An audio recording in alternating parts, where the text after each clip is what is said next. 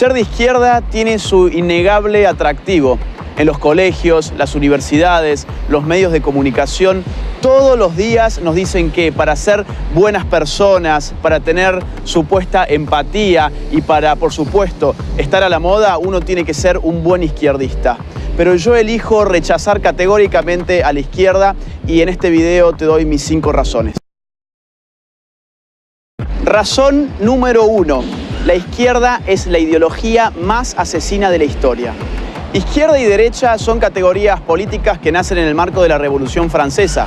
Los jacobinos, la primer fuerza de izquierda, por así decirlo, del mundo occidental, fueron los primeros en establecer un gobierno de partido único, que a través del Comité de Salvación Pública asesinó a más de 35.000 personas por no adherir o por oponerse al régimen revolucionario a través de lo que se llamó el terror. Pero el siglo XX vería llegar al poder a la izquierda socialista a través del movimiento comunista bolchevique, de tipo marxista-leninista y maoísta.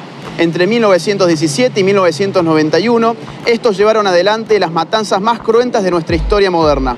Aunque a menudo se procure ocultar esta realidad, inauguraron en el mundo la utilización de los llamados campos de concentración para la represión ideológica masiva, donde mediante deportaciones en masa de población se lograba una esclavitud general mediante una red de instalaciones de trabajo forzado. Estos son los números de asesinatos que solamente durante el siglo XX la izquierda cometió. Unión Soviética, 20 millones de muertos, China, 65 millones de muertos, Vietnam, 1 millón de muertos, Corea del Norte, 2 millones de muertos, Camboya, 2 millones de muertos, Europa Oriental, 1 millón de muertos, América Latina, 150.000 muertos, África, 1.700.000 muertos, Afganistán, 1.500.000 muertos. Todo esto solamente contando los casos del comunismo en el poder, es decir, sin contar los muertos en manos de organizaciones terroristas y guerrilleras de izquierda a lo largo y ancho del mundo. Por ejemplo, sin contar los más de 21.600 atentados que cometieron Montoneros y ERP en la Argentina. Por ejemplo, sin contar los más de 12.500 muertos que se llevó el Sendero Luminoso en el Perú. Si de asesinatos se trata, es bueno recordar que el primer país en el mundo que legalizó el aborto fue la Unión Soviética en el año 1920 y que en América Latina el primer país que legalizó el aborto fue Cuba en el año 1965. Es por eso que el más importante político libertario del siglo XX, Ron Paul, ya nos decía en su libro Aborto y Libertad que el aborto estaba íntimamente ligado con el totalitarismo de los movimientos comunistas. Razón número 2. La izquierda en el poder recorta todo tipo de libertades. Como explica Norberto Bobbio en Derecha e Izquierda, la médula ideológica del izquierdismo es su igualitarismo. El deseo de hacer iguales a los hombres, más allá de la igualdad ante la ley, lleva a la izquierda a destruir la libre iniciativa y la espontaneidad social. Además, el Estado reclama cada vez más poder porque siempre se necesita más poder para lograr la ansiada igualdad. Asimismo, dado que para ser iguales a los distintos hay que tratar a las personas necesariamente de manera desigual, la izquierda termina también estropeando la igualdad ante la ley. Veamos, por ejemplo, el ranking 2018 de la Heritage Foundation, que indexa a los países según su nivel de libertad económica, midiendo cantidad de impuestos, de subsidios, de regulaciones, de tramitaciones, etc. En este ranking, que escruta 180 países, los últimos 3 puestos se los lleva Corea del Norte, Cuba, Venezuela. La Bolivia de Evo Morales figura en el triste puesto número 173. Pero la izquierda no solamente aplasta la libertad económica, lo mismo hace con el resto de libertades. Por ejemplo, la libertad de prensa. El ranking 2018 de Reporteros Sin Fronteras, que mide precisamente la libertad de prensa en el mundo, tiene en sus últimos 3 lugares a Corea del Norte, China y Cuba. No olvidemos al mismo tiempo que, por ejemplo, en Venezuela, entre el año 2011 y 2018, más de 3.200 ataques a la libertad de expresión han tenido lugar. Razón número 3. La izquierda destruye la economía y el consumo. 3 grandes economistas y sociólogos, Ludwig von Mises, Max Weber y Boris Bruskus, demostraron a principios del siglo XX que bajo el socialismo la contabilidad es imposible, porque la información requerida, que es provista por el sistema de precios, queda destruida. Hay 2 tipos de casos. O bien la información no existe como los llamados comunismos de guerra, porque lo que no existe es el dinero queda prohibido y la producción y la distribución quedan organizadas por un aparato de tipo militar, o bien la información no se genera correctamente, porque si bien las empresas utilizan dinero, lo que ellas ganan ya no depende de la demanda de los consumidores ni de la oferta en el marco de una libre competencia.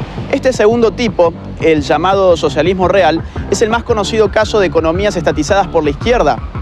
En este caso, las empresas públicas son premiadas monetariamente a partir del cumplimiento de arbitrarias metas de producción establecidas por el propio Estado. Es sabido, por ejemplo, que la Unión Soviética terminó informándose sobre cuánto costaban ciertas cosas a través de catálogos de precios provenientes de los Estados Unidos, ya que el Estado apenas podía lograr regular unos pocos precios que igualmente no reflejaban ni la producción real de los productos ni su necesidad. Esto llevó siempre a estos regímenes a la institución de la cola, para que la gente pudiera conseguir escasos bienes de consumo que finalmente debían ser racionados para que alcanzaran para todos. Así como también se daba el abandono de tiradas enteras de producción sin nunca ser consumidas, o que fuera más fácil para un campesino almacenar tractores rotos que comprar las refacciones.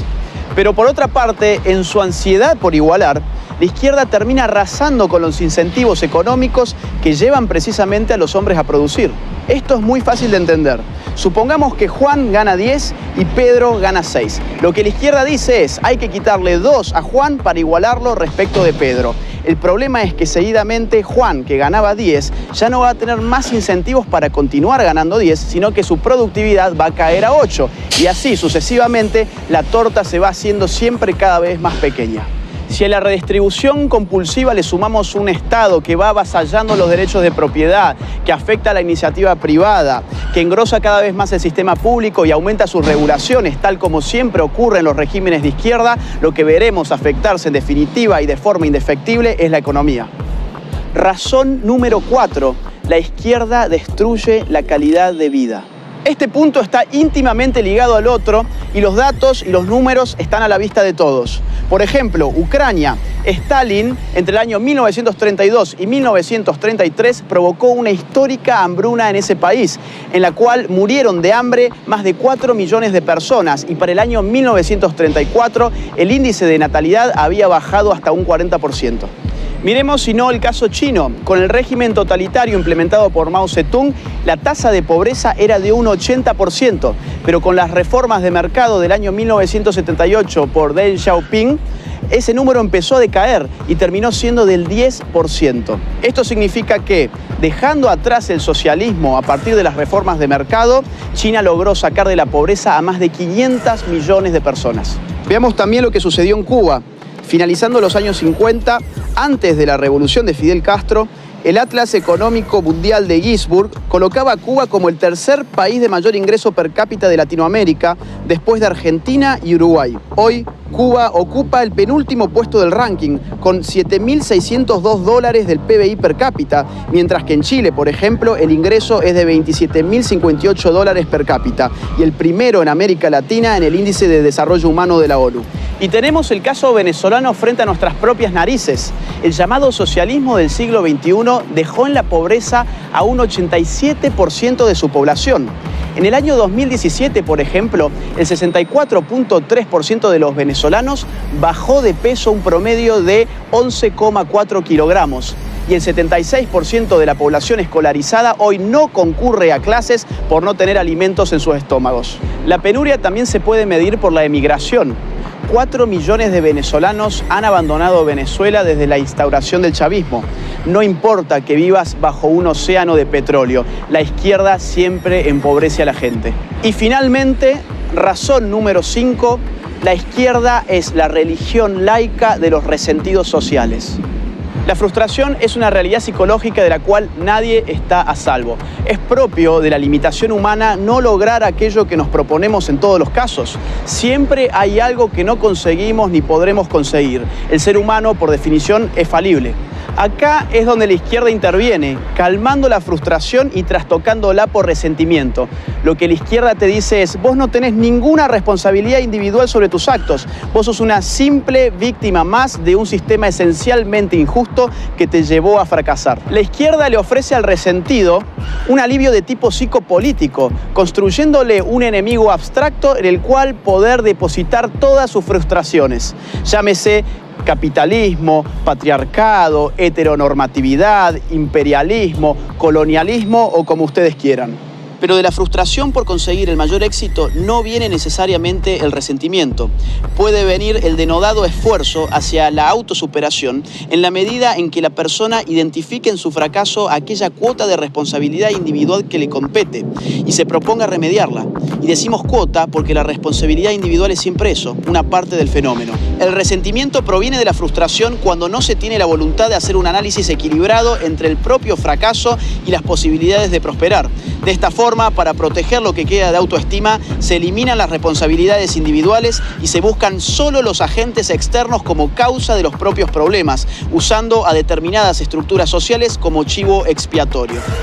Estas son tan solo 5 razones de las tantas que podría darte. Si vos tampoco te considerás de izquierda, te invito a que levantes tu voz, a que no tengas miedo. Este es el momento de hablar contra ideologías perniciosas que se nos venden como modas y que no son otra cosa que una pieza más del establishment.